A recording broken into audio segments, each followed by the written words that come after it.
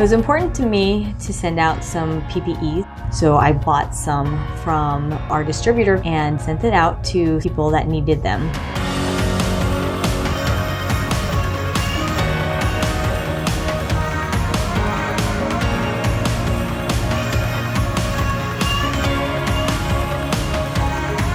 When the pandemic lockdown happened, my own supply of hand sanitizer and rubbing alcohol was low. I connected with Ivy. She was able to send me a bottle of rubbing alcohol.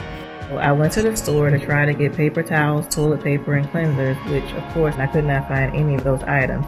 And then one day Ivy sent me a package. These gifts were like the best thing that I could ever receive.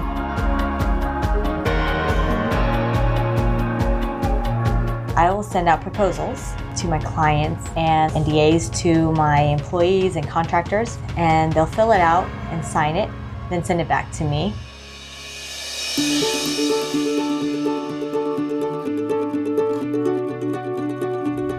We're all in this together, so if I can help them, I'll help them.